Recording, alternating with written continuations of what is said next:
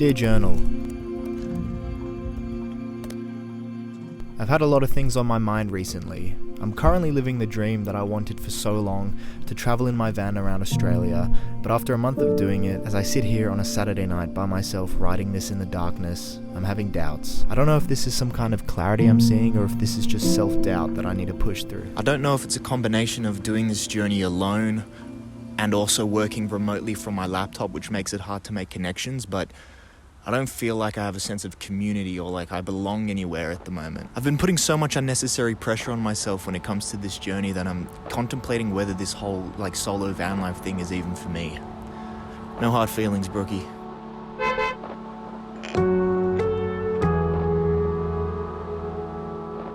I feel like I've lost something to work towards.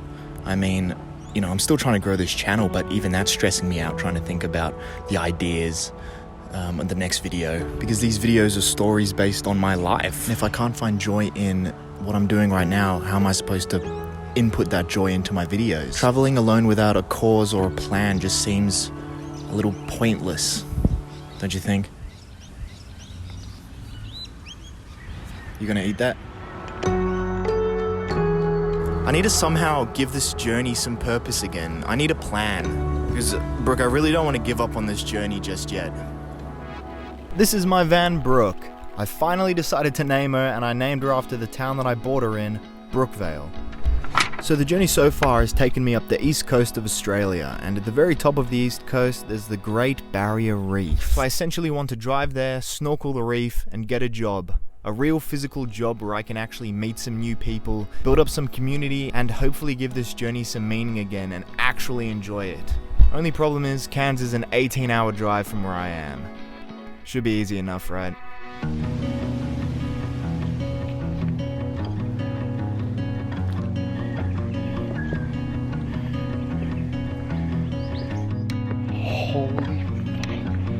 When I think of my most memorable moments I've had in my life so far, they all involve other people. None of them are just me by myself, and I think that might be saying something. I've had some really cool moments by myself, but the same thing is always better when someone's here. So I just arrived in this town called Gympie. I'm actually super lucky because I found this rest area where you're allowed to stay overnight at. This will be the first night that I'm actually at a proper campsite or rest area, because usually I'm looking around for hours trying to find a nice little residential street so I can just blend in and just pretend I'm not there and kind of just stealth camp. I've got to get some work done on my laptop and figure out what I'm going to do for dinner. It's funny. I used to think this was the dream, to be able to work remotely and just kind of drive wherever I want. Now I'm starting to think that's not the dream that I want, at least not by myself. And don't get me wrong, I'm super grateful to be able to do this, because I know this is a dream many people would die for. Not needing to be bound to anywhere. It's incredible on paper. I feel like that's a group lifestyle. I don't want to say this is not my thing just yet. I want to give it some more time. I want to get to Cairns first and then reassess, because I think that's important.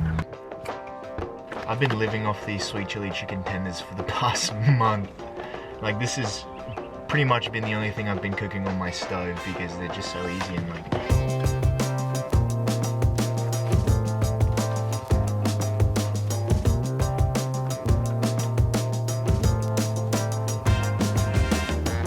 first three are always the best, and then the pan gets too hot and then the rest just burns, so try and let that not happen.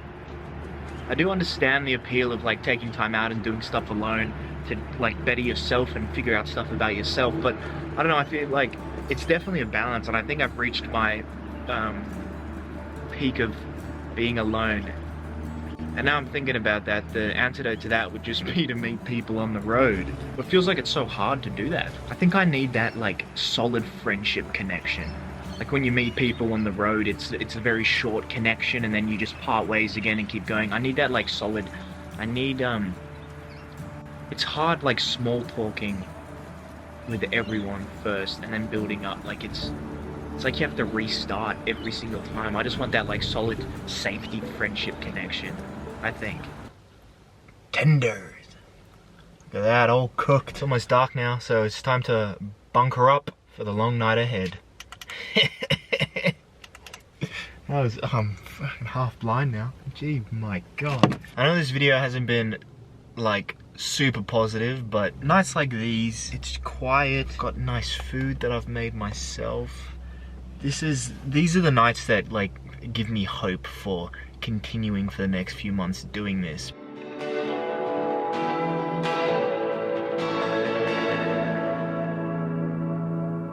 So there's a rumor going around that I'm a coke dealer, Nissan Pulsar with the P plates, you know the one. But I swear to God I'm not a coke dealer. So I just arrived in this town called Harvey Bay, and I don't really know what to do with myself today. Once you get to like towns like these which are a little bit smaller, they don't have stuff that I usually would need, like a gym, which is where I usually shower. So I'm gonna have to find another way to shower today, which will be fun. It's pretty sick too, because right off the shore here, there's like just little armies, little colonies of crabs that are kind of just like hopping their way along. I think deep down the goal of this journey was for me to become more independent. I think that's what I really wanted, to not have to rely on anyone to enjoy myself, but I think I kinda lost that because I was severely considering cutting this early and going home because of the loneliness. I was lonely, but I was also scared of fully putting myself out there to meet new people. But you know, I did it. I finally did it. I put out a post on Facebook and I got a message. This is Freya. She bought a one-way ticket from England to Australia and is travelling solo just like me. She's been my travel buddy for the past week, and honestly, it has been one of the best weeks since I've started this journey. But yeah, it's really nice to actually have a travel buddy, to like have some company going up there and, you know, have some, you know, like familiarity and stuff like that. It's nice to have someone to talk to other than myself, because I do that a lot. But yeah, slowly getting there. Freya, I've got a show for you.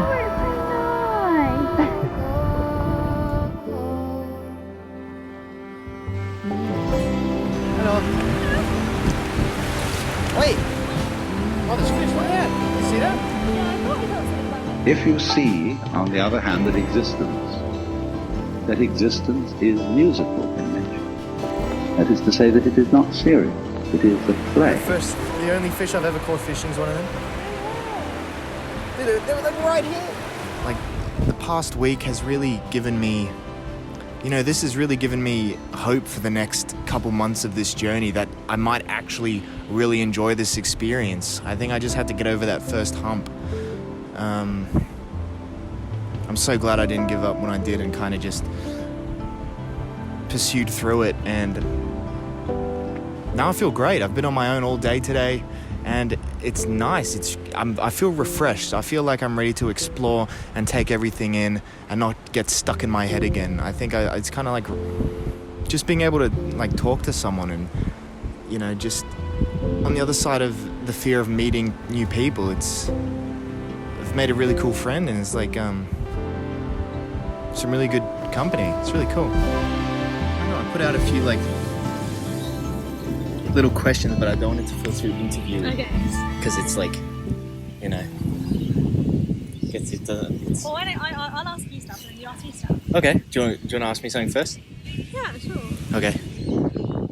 Oh wait, don't too much pressure. What made you want to travel alone? I mean, it probably wouldn't have been my first choice. I think it's often nice to like have someone with you who you can share experiences with. I think, yeah, just like the freedom of being able to do whatever. And I think it's, for me, I wanted to challenge myself, you know, and like figure out, you know, who I am and what I like to do, like outside of my friend groups. You know, what happened to you, or like, did anything happen to you, or had you always wanted to travel? It's a very good question. Yeah, no, there's a very specific thing. Went through my first proper breakup. Yeah, literally after that, I was just like, I need a drastic change in my life. Yeah. You know, because I feel like that's what kind of breakups kind of result in. You know, you change something about yourself or about your surroundings or whatever. I'm going to fire that question back at you. I think growing up where I grew up, like there's so many people that kind of just stay there. It's like a, you know, pretty like all right area. People just kind of stay, and there's generations of people that have lived like in the same place. And I just, for me, I was like, oh, can't imagine anything worse than that. Like, I wanted to be able to like look back on my life and be like, oh cool, yeah, I had some adventures. Like, I know that I can like push myself as well. I think just like trying not to get stuck into that like really easy thing of like worrying about, you know, your career and like, you know, where you're going next, and, you know, getting a mortgage and all these things that are great and I should probably be doing at some point. But like for me, I'm like, oh no, that for me where I am right now, that feels like hell, because I haven't even like scratched the surface of like life. Music differs from, say, travel.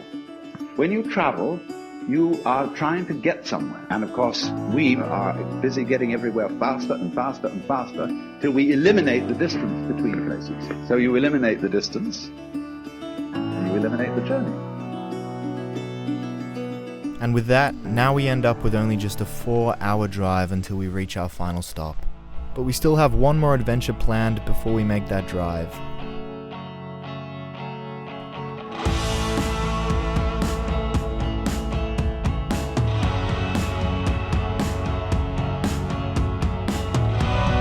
We want to make sure we make the most out of this last adventure before we leave, and I'm really glad I didn't have to experience this alone.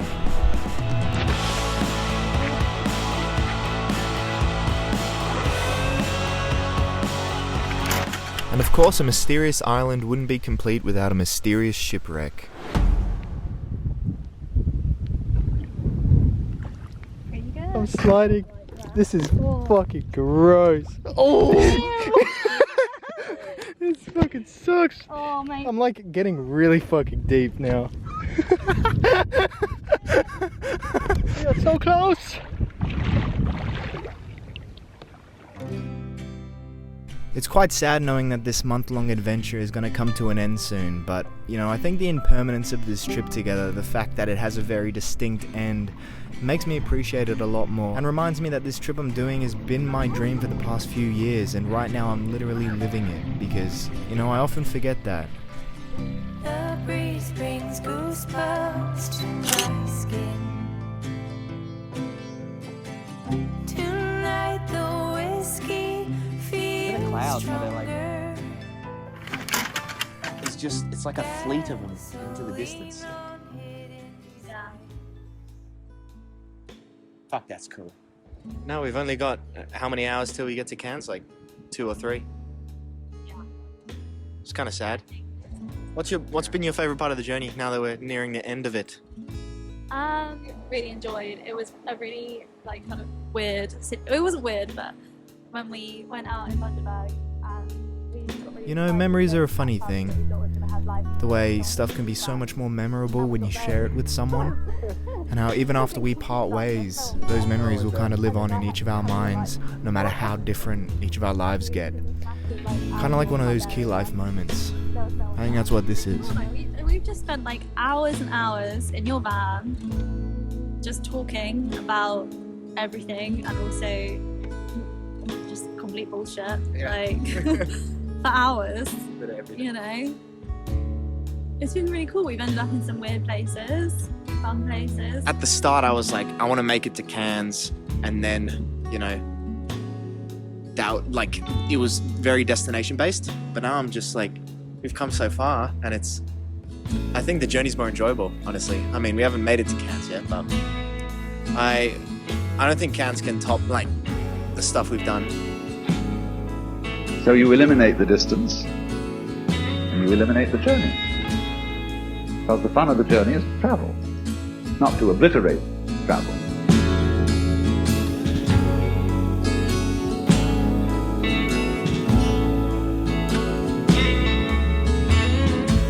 We made it.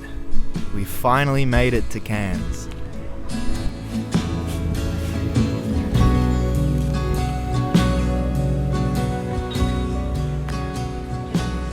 So we just arrived in Cairns about a day or two ago, and, you know, after celebrating the journey to get here, I kind of wish we didn't. As much as I'm looking forward to diving the reef, I do really miss the journey it took for us to get here. And as much as I wanted to get a job and, you know, build some community, now I just don't want this road trip to end. I don't want this journey to end, and, you know, I don't know what the next few weeks will have in store, but right now, I'm definitely ready to keep on traveling.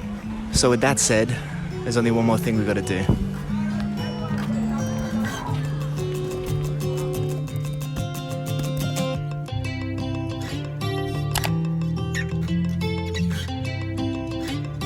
When we arrived at the reef, as soon as I got in the water, there was only one thing on my mind. Finding Nemo. But after looking high and low, everywhere I could think of, it wasn't looking good. There were so many big fish, there's no way Nemo would be out here, right? When suddenly...